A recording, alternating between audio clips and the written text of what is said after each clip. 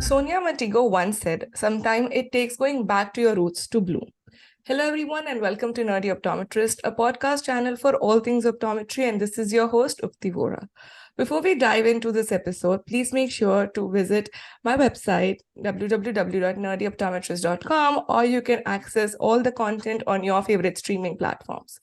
Today, I have a guest who actually went back to his roots and did optometry. And it's a very interesting journey, which I'm ready to explore. Dr. Ankit Patel is an optometrist born and raised in Britain who studied in India from Bharati Vidyapeeth, Pune from 2009 to 2014 and gained his GOC license to practice in the UK in 2016. Since then, he has worked in hospitals, high street opticians, and also done some locum freelancing. And not to forget, out of all his optometry work, he also gets time to be an influencer, and he's a very famous one. So it's a pleasure to have Ankit, who is a nerd, but with an influencing twist on my podcast. Hello, Ankit, and welcome to the channel. Hi, Upti. Thank you for having me. I'm so excited to be here today. It is, so this is actually for everybody who has already seen him, but for me, it was like a fan moment when I realized, oh, it's an optometrist, not an influencer. So we'll get to that fan moment a little bit later, but let's get to optometry and eye care and tell me about how did it all started? Like, how did you bump into eye care to begin with? Okay, so having an Indian background, my father was quite unhealthy, and so he suffered from diabetes, which was type 2. And so when I was a kid, my dad will have his retinal screening at Moorfields Eye Hospital, which is a renowned hospital worldwide. And so he used to take me with him. And then I remember going into the optometrist clinic, watching the optometrist examine my father. It was the first time where I felt as if this is something that I'd love to do because I saw my dad respect this man. And I never really get to see my dad respect anyone beside these clinicians and these doctors. And I was like, I might just do this. So I think I had a love for optometry because of that one moment. And then as I got older, I thought to myself, it might be an avenue I'd like to explore. And I did, thank God.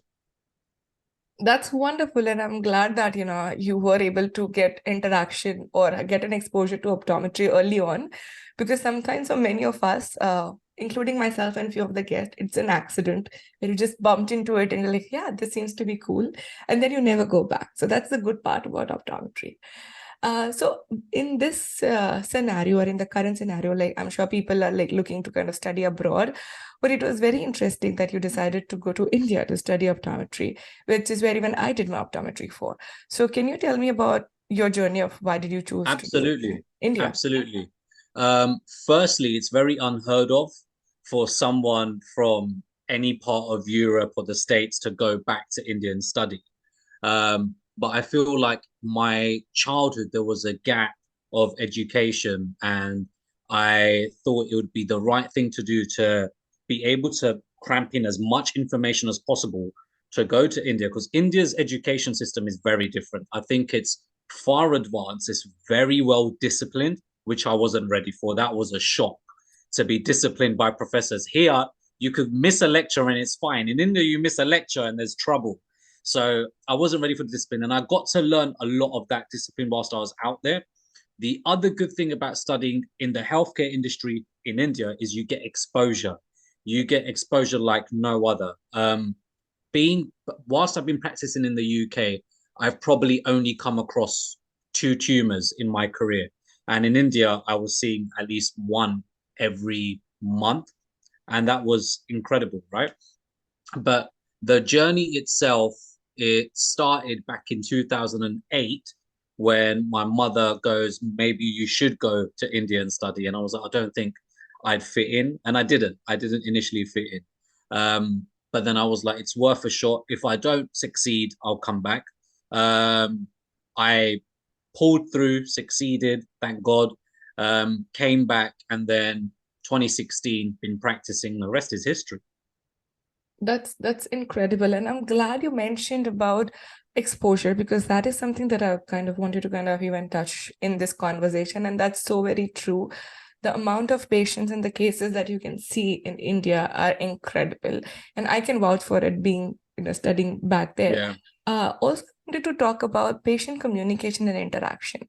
Like, how was it? Because I know it's a little bit different in the sense, just to give an example, in India, we don't really still have very strict laws in terms of like, in how you interact with patients. They become more like your family compared to foreign countries where you have to keep those boundaries and you're very robotic in the sense versus you're Absolutely. more sympathetic towards your patients there. So can you tell me a little more about your patient interactions? Absolutely. Yeah. So it was a shock for me because don't forget, I never practiced in the UK. Even though I'm from here, I never sat in a clinic with a patient, right? But in India, yes, you are more empathetic and sympathetic and you show it. And that is what they expect. So when I came back to UK and I had to give my GOC exams, law was a part of that exam structure. And it mentions your boundaries as well.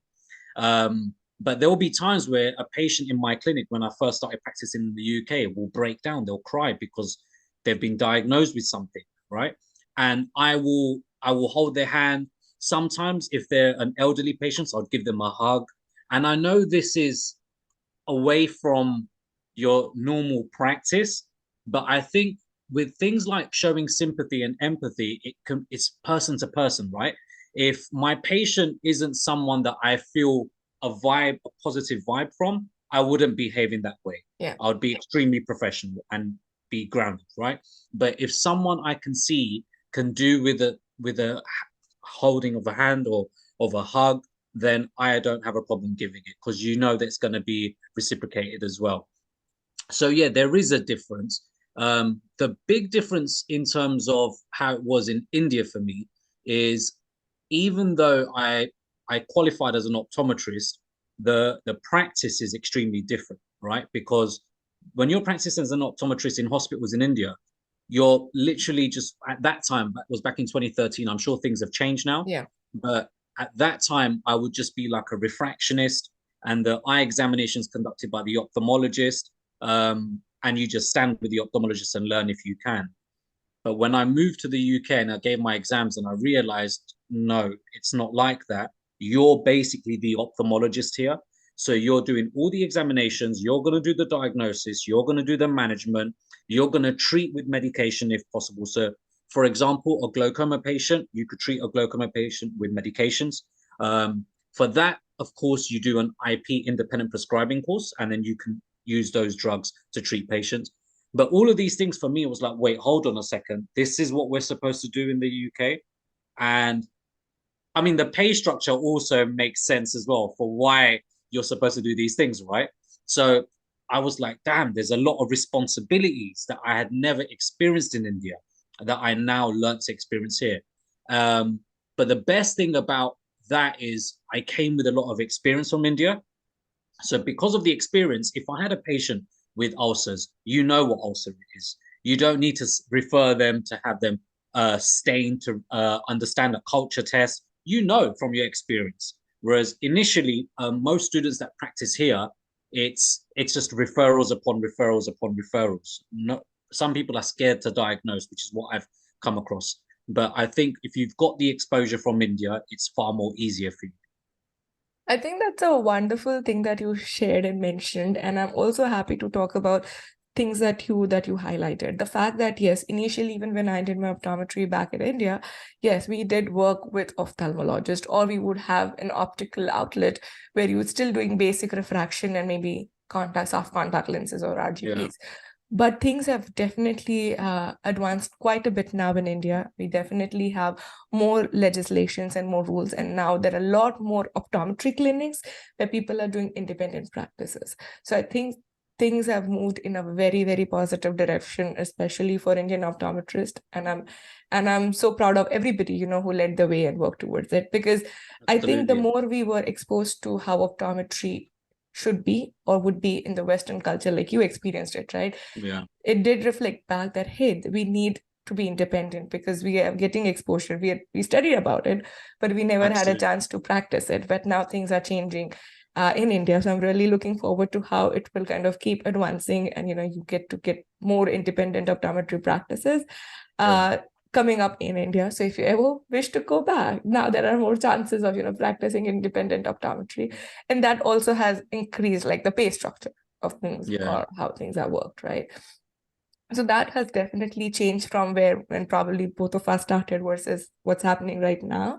So that's a quick update on how Indian optometry is growing and has grown over the period of time. And talking about exposure and confidence, I think that's wonderful, because we also had a lot of people visiting, and there is these different programs where people would just go in for like a week or 10 days or like a month of internship or externship to get this exposure, but that and to build the confidence in terms of the clinical aspect of things. So yes, India definitely has a lot of programs where if anybody who's listening wants to go to India and kind of explore and understand or have clinical exposure, you can definitely reach out to a lot of institutions and they will be more than happy to welcome you for their externship programs and experience the clinical side of things, which both of us did, Yeah, thanks to the absolutely. Indian education Yeah. system. Yeah. Yeah, I think there's so many great institutes in terms of eye care in India. I mean, to name some at the back of my hand, there was LV Prasad, which everyone knows about, Sankara Netralaya. There's Yeah. so many, right, that people can easily get exposure in different areas of ophthalmology or even optometry. And I think if you think about the 4 years of optometry that you do in India, it's actually cramped up so much. It's probably 7 years worth of education over here, because you're in lectures 5 days a week. Then on a Saturday, you're at university as well. It's not like you get a break. You're Yes. always studying, right? And then you've got a lot of assignments, which is great. I mean, at the time, I never found it great. I used to hate them, right? But there was so many benefits about studying in India that I don't think I would have ever thought it would have been like that had I not gone and seen it. So I don't think there's a taboo about studying in India. I think there was a big question mark when I went and people were like, "Oh, you're from London," and I'm like, "Yes." I'm like, "Why have you come here?" When people from here go there, Yeah. and you don't really have the best of answers. And I'd be like, oh, because my mum sent me, and which is the truth, right? Mum obviously sent me and I had to go and study, right? And then it asks you, oh, were you bad? And I'm like, maybe, I don't know. So yeah, I think there's a lot of good reasons, and especially now, for why people in the Western culture and Western countries especially should at least explore options in India. Yeah. Because even if you put optometry to one side and you just look at healthcare, we do have a lot of Indian doctors, right, that are running hospitals worldwide. And I'm not talking about Indian doctors like an Indian like myself born in Britain or an Indian born in the USA. I'm talking Indians from India. And the reason why these Indians from India are doing very well in the healthcare industry is because they've brought with them a ton of exposure, right? Ton of experience. So that experience works really well in these countries. And it means that the systems work faster, which is the most important thing at the same time. Yeah, I think that's wonderful. And that's another thing that I wanted to kind of convey through this interview and your experience as well, because it's really hard sometimes to explain to people how much of exposure you get.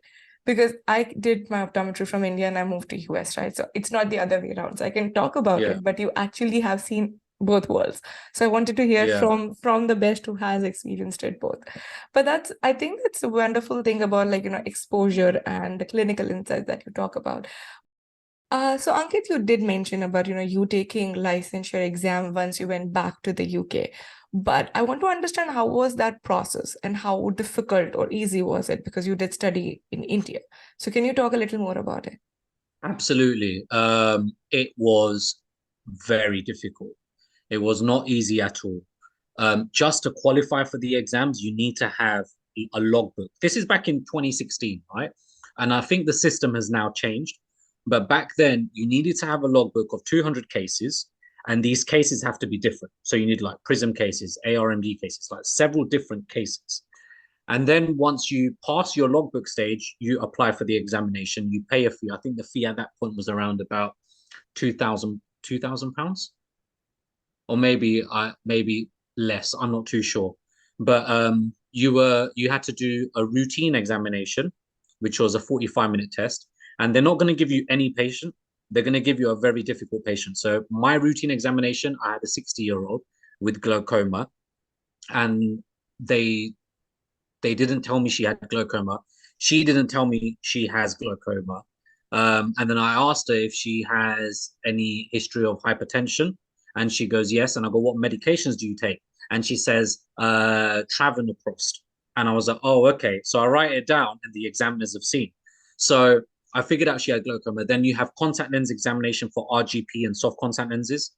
You had binocular vision, and then you have 10 diseases table where you got patients. One is like a retinitis pigmentosa, one has RAPD. There's several different cases. None of these are easy. There was not a single patient with no problem. Every single one of them have a problem. Then you got drugs, then you've got law. And am I missing any? I'm not too sure. However, on my first attempt, I should let you know, and dispensing, very hard. Dispensing was the hardest, right?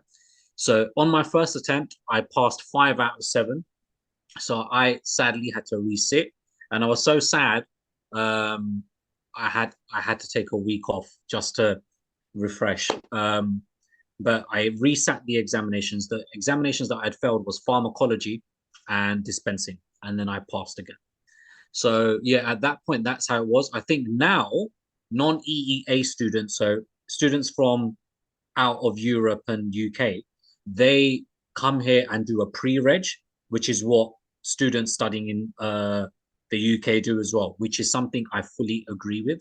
I don't think it should have been a system like how it was when I first qualified. It should be pre-reg, and because that boosts your confidence. But yeah, I think it was a very, very difficult phase in my life because I came straight from India and I never had exposure of practicing alone.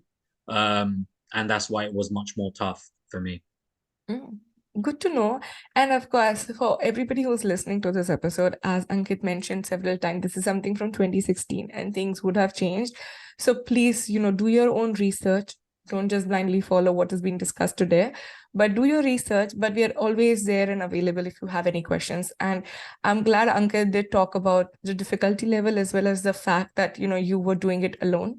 So if you're not just India, if you're coming from any country where you work along with an ophthalmologist, and if you plan to practice in the UK, start thinking of being an independent optometrist who owns the decisions, just so that it will help you process and pass these exams in a much better way. Absolutely. But I also know that things, especially like the educational examination things in India, has also changed quite a bit, because I know we also had to do these kind of independent cases and all were difficult. So I think things are changing even back then of how you get your optometry degree and licenses.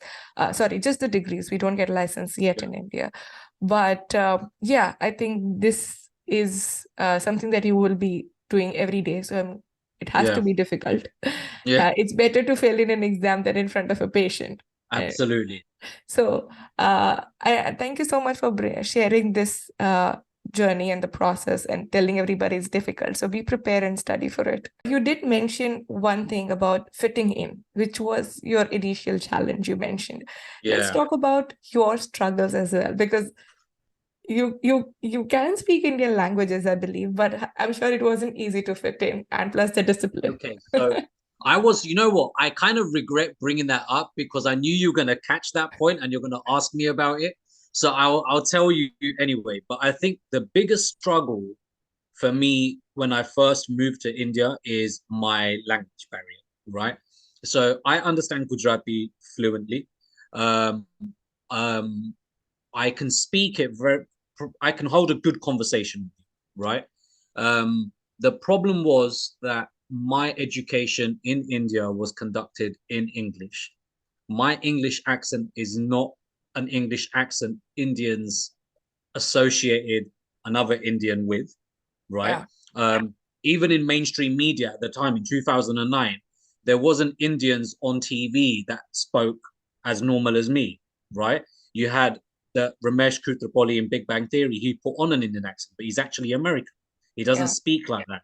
So when people will judge me and think I don't consider myself to be an Indian, but I obviously do, right? So the challenge for me was trying to fit in and trying to make friends. I've never found it difficult to make friends, but it's a different country, right? Mm. So that was a challenge. Who do you trust? Who do you not trust? Like these basic things, right? And then obviously, so I think understanding the culture in India um, was harder for me. I don't think I was supposed to be embraced. I think I have gone to India. I need to embrace India. And as I learned to embrace India myself, everyone embraced me. And it just became even more beautiful. It made my life so much more better because in my first year at UPI, I didn't want to be there. And it's because I felt so out of place. Um, Not everyone was nice to me. The professors and ophthalmologists, they looked at you in a different way. And I wasn't used to that. We didn't have that here, right? So I always wanted to come back, but I didn't want to fail, right? I didn't want to, I've only been there for a year. I didn't want to come back as a failure. And so I kept going. And in my first year, I came first in my year. So that was a big celebration for my mother in England. Um, and her present for me for coming first was actually a Bajaj motorbike. Oh, that's a big Yeah, deal. yeah, and obviously helmets wasn't a common thing. It probably still isn't, but I then cracked my head open and got stitches. Yeah, fell off the bike. Yeah, but yeah, I think it was a culture shock, but I don't think I can have it any other way. Even now, if someone said to me, "Listen, the same life, the same income you have in England, I can have that for you in India," I'll pack my bags. I'll go. There's no stopping me. India is home. I lived there 21 years before I moved there. I was only there for 5 6 years, and I'm 36 years old now. I've been here since I've been back here since 2015, and it's still my home. It'll always feel like that. That's wonderful. And I'm glad you mentioned about culture shock because I did experience reverse culture shock Of in the course, sense when yeah, I moved here, everybody yeah, is like, in India, once you become friends, you're family. Like there's no way out. You're friends and then you're absolutely. family and then you're in forever. And here, everybody has these boundaries, which sometimes is like, oh, this is, you don't go beyond this. You just kind of text before visiting, you text before calling, and then you just pick up a phone and call a friend. So it was like a lot of changes, even, Yeah, in any yeah. country you go to understand, oh, this is how it will work. And you need to keep boundaries, and there's privacy and there's space. And in India, there's no concept of space. No, there isn't, and you're absolutely right because I have friends in the UK, but the friends you make in India, it's a different ball game, right? A different ball game. It's you could be down and your friends will pull your leg and they'll take the piss out of you. Um, you could be on your highest point in life and they're there to support you at your highest, right? There's no jealousy. I never got that. Like Yeah. my three best friends in India, even now, we're all meeting up next month in India. Mari Pahuja, Yeah. who's an optometrist, and you got Aditya Shah, who's an optometrist in Dubai, and then you got Payal Malde, who's an optometrist in Kenya, right? And we have a very good circle of communication. And I don't think I will ever make friends like that again in my life. But I think it's because it all stems from coming in India, right? It's Yeah. all of that. And you can't have it any other way. That's true. That's wonderful. I'm glad you made friends for life. And Yeah. yeah, I think even in my other episode with so Mari has also been part of my nerdy optometry channel. So if somebody wants to Has check she? out, yeah, she has been part of. She was one of the guests. Yes, because she does a Okay, so lot of now that's optometry and she does. expressive arts, right? So she She did talk does. about all of that. Yeah.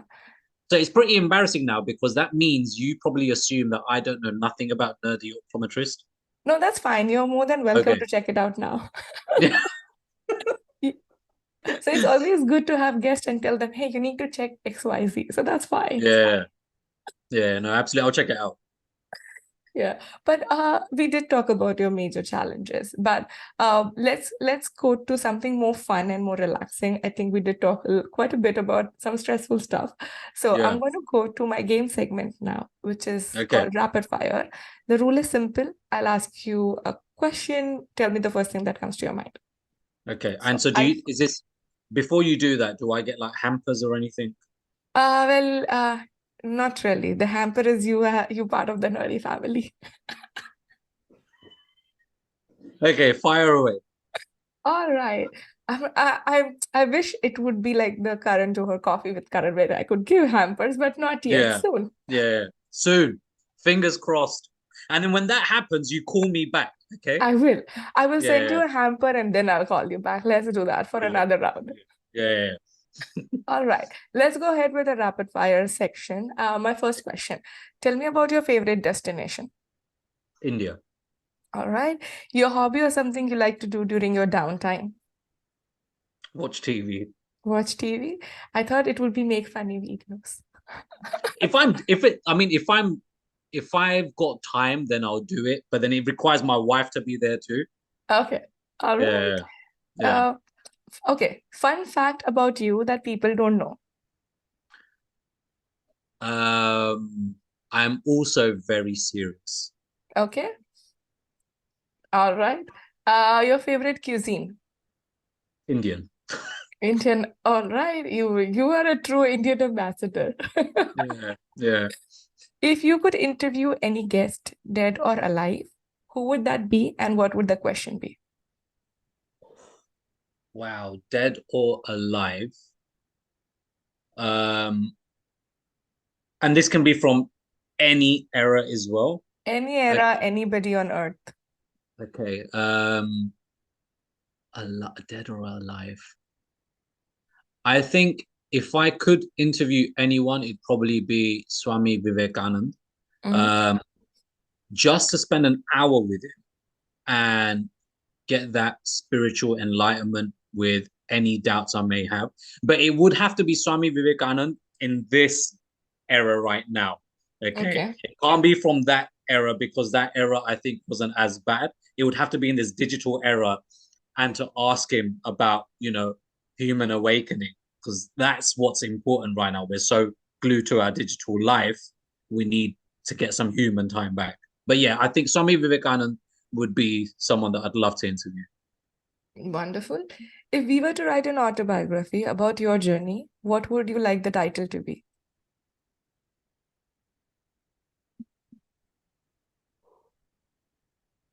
It looked impossible.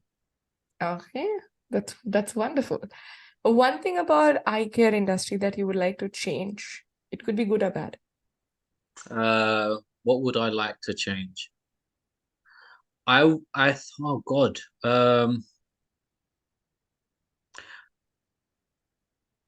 I think high street opticians need to have more of a healthcare output as well, and not just like your regular opticians of just sales.